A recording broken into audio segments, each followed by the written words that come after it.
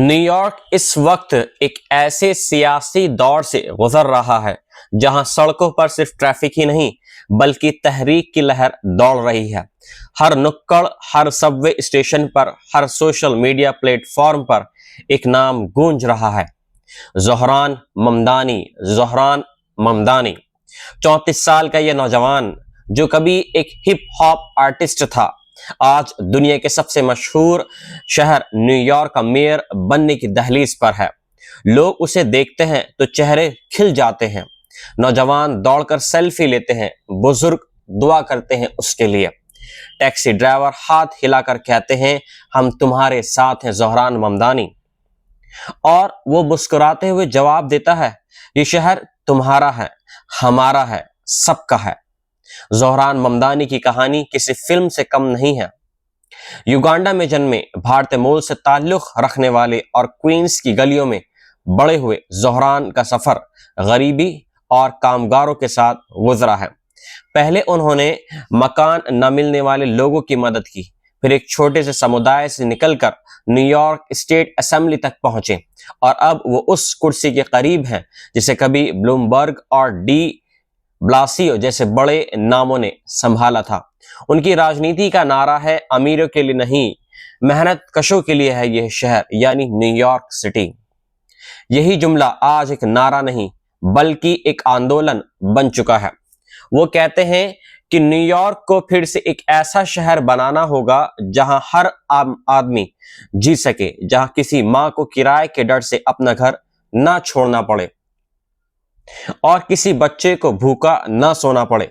यही वजह है कि उनका पूरा एजेंडा अफोर्डेबिलिटी यानी किफायती जीवन के इर्द गिर्द घूम रहा है।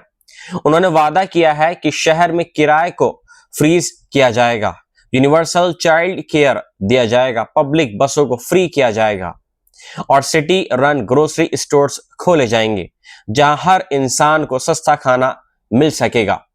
वो कहते हैं, अगर अमेरिका का सबसे अमीर शहर अपने लोगों को छत और खाना नहीं दे सकता तो फिर तरक्की का इसका क्या मतलब है।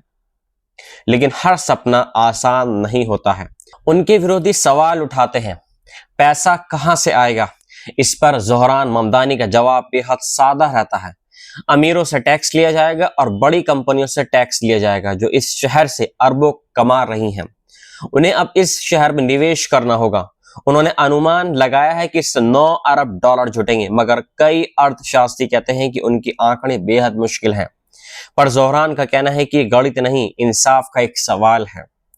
उनके सामने दो बड़े दावेदार हैं, पूर्व गवर्नर एड्रियो क्यूमियो और रिपब्लिकन नेता कार्टिस सिल्वा क्यूमो। कहते हैं कि ममदानी की नीतियां व्यवसाय खत्म कर देंगी और शहर को दिवालिया बना देंगी।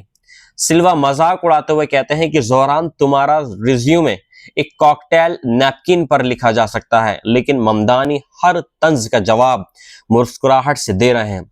मैं किसी अरबपति का नहीं, न्यूयॉर्क के लोगों का प्रतिनिधि हूं। यही सादगी उन्हें जनता का नेता बना रही है।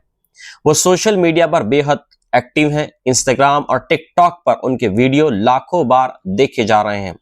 वो खुद को डेमोक्रेटिक सोशलिस्ट कहते हैं, यानी ऐसी राजनीति जो जनता की आवाज पर टिकी हो, कारपोरेट के मुनाफे पर नहीं। यही सोच उन्हें बर्नी सैंडर्स और अलेक्जेंड्रिया ओकासियो-कोर्टेज जैसे नेताओं की लाइन में खड़ा कर रही है। वो कहते हैं, असली लोकतंत्र वही है जो अमीर और गरीब के बीच की दीवार को गिरा दे। लेकिन उनके बढ़ते कद ने डेमोक्रेटिक पार्टी के अंदर खलबली मचा दी है। पार्टी का पारंपरिक तबका उन्हें बहुत बाएं झुकाने वाला मानता है। चक शूमर अब तक उनके समर्थन में नहीं आए हैं और हकीम जेफरीज ने आखिरी वक्त पर मजबूरी में उनको समर्थन दिया है। मगर दूसरी तरफ युवाओं में, कामगारों में और अल्पसंख्यकों में उनकी पकड़ मजबूत होती दिख रही है। ब्रांड लैंडर, सिटी के कंट्रोलर, कहते हैं वो न्यूयॉर्क के दिल की आवाज बन चुके हैं, एक ऐसा नेता जो हर समुदाय को जोड़ रहा है। लेकिन ज़ोहरान के सामने सिर्फ सियासी विरोध नहीं, धार्मिक भेदभाव की भी दीवारें भी हैं। चुनाव के दौरान उन्हें कई बार इस्लामोफोबिया का सामना करना पड़ा। टेक्सास के एक शख्स को गिरफ्तार किया गया जिसने उन्हें धमकी भी दी थी, मुसलमानों की यहाँ कोई जगह नहीं। इस पर ममदानी ने भावुक होकर कहा, मैंने सोचा था कि नफरत को नजरअंदाज करने से वो खत्म हो जाएगी, लेकिन अब समझ आ गया है कि हमें उसका सामना करना पड़ेगा। मैं इस शहर का हिस्सा हूं और कोई मुझे इससे बाहर नहीं निकाल सकता। उनके इस बयान ने लाखों लोगों का दिल जीत लिया है। भीड़ ने तालियां बजाई और वो नारा गूंज रहा है, ज़ोहरान हमारा मेयर। लेकिन यह सिर्फ पहचान की राजनीति नहीं है। ज़ोहरान ने हर कदम पर अपनी नीतिगत रुख को बदला है और सुधारा है। 2020 में उन्होंने NYPD को रेसिस्ट कहा था और डिफंड द पुलिस का समर्थन किया था। आज वो कहते हैं कि मैंने तब गुस्से में ये बात कही थी, अब मैं सुधार की बात करना चाहता हूं। वो पुलिस के बजट को कम करने के बजाय उसे जवाबदेह बनाना चाहते हैं। उन्होंने कहा कि मैं मानसिक स्वास्थ्य और छोटे विवादों में सशस्त्र पुलिस की जगह प्रशिक्षित हेल्थ टीम भेजने का इच्छुक रखता हूं ताकि गोलीबारी जैसी घटनाओं को रोका जा सके। उनकी यह सोच न्यूयॉर्क में पुलिस और जनता के रिश्ते को एक नया रूप दे सकती है। पर सबसे बड़ा विवाद तब हुआ जब उन्होंने फिलिस्तीन के समर्थन में आवाज उठाई। उन्होंने कहा, मैं हमेशा से फिलिस्तीनी हकों के साथ हूं क्योंकि इंसाफ किसी एक मुल्क का नहीं, एक पूरी इंसानियत का यह मामला है। उन्होंने ग्लोबलाइज द इंतिफादा नारे की आलोचना करने से इनकार किया था, जिससे यहूदी समुदाय में नाराजगी फैल गई। लेकिन बाद में उन्होंने कहा, अगर मेरे किसी बयान से किसी भाई या बहन को डर महसूस होता है तो मैं माफी मांगता हूं इस चीज के लिए। उनके इस रवैये ने दिखाया है कि वो टकराव नहीं, बातचीत में यकीन रखते हैं। इसी बीच वॉल स्ट्रीट की दुनिया में भी रुख बदलने लगा है। पहले जब वो डेमोक्रेटिक प्राइमरी जीते थे तो कई बड़े कारोबारी शहर छोड़ने की धमकी दे रहे थे, लेकिन अब हालात कुछ बदल रहे हैं। JP मॉर्गन के CEO जेमी डाइमॉन ने कहा है कि अगर ममदानी जीतते हैं तो हम सहयोग जरूर करेंगे, हम सपोर्ट जरूर करेंगे ज़ोहरान ममदानी का। बुकरील के बिजनेसमैन एलेक्सिस बीटर ने अपने घर पर ममदानी की मुलाकात 40 CEO से कराई है। यानी ममदानी की जो मुलाकात है, जो न्यूयॉर्क का एक बिजनेसमैन है, उसने अपने यहाँ 40 कंपनियों के CEO को बुलाया, उनको इनवाइट किया और ज़ोहरान ममदानी से उनकी मुलाकात कराई। ये एक बहुत बड़ी बात यहाँ पर होने वाली है, जिनमें यहूदी, एशियाई और अफ्रीकी अमेरिकी व्यापारी सब शामिल थे।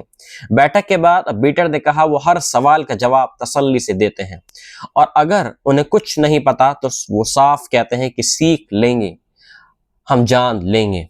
यही एक असली लीडर की पहचान है। मगर दूसरी तरफ ट्रंप ने साफ चेतावनी दे दी है कि अगर न्यूयॉर्क ने किसी कम्युनिस्ट नेता को चुना तो मैं फेडरल फंडिंग रोक दूंगा। इस पर ममदानी ने हंसते हुए कहा, मैं कम्युनिस्ट नहीं, बस स्कैंडिनेवियन जैसा नेता हूं। फर्क बस इतना है कि मैं थोड़ा ब्राउन हूं। भीड़ उस पर हंस पड़ती है, पर उनके जवाब में आत्मविश्वास झलक रहा था। यही आत्मविश्वास अब एक लहर बन चुका है न्यूयॉर्क सिटी की। शहर के हर कोने में उनके पोस्टर हैं, Zohran for the people, Zohran for the people, इस चीज के नारे लग रहे हैं। Zohran is the next mayor of the New York city. हर जगह उनकी तस्वीरें हैं, हाथ में किताब लिए भीड़ के बीच मुस्कुराते हुए, और उनके पीछे लिखा है, a new York for everyone, A New York for everyone. ये नारा अब एक विश्वास बन गया है न्यूयॉर्क सिटी का। पार्टी के भीतर मध्यवर्गीय नेता परेशान हैं। उनका कहना है कि अगर ममदानी जीतते हैं तो ट्रंप और रिपब्लिकन उन्हें सोशलिस्ट खतरे के रूप में इस्तेमाल कर सकते हैं, जैसा उन्होंने पहले वेनेजुएला और क्यूबा के नाम पर किया था। मगर प्रगतिशील एक हिस्सा वो कहता है कि अगर डर के कारण हम बदलाव नहीं करेंगे तो सियासत कभी नहीं बदलेगी।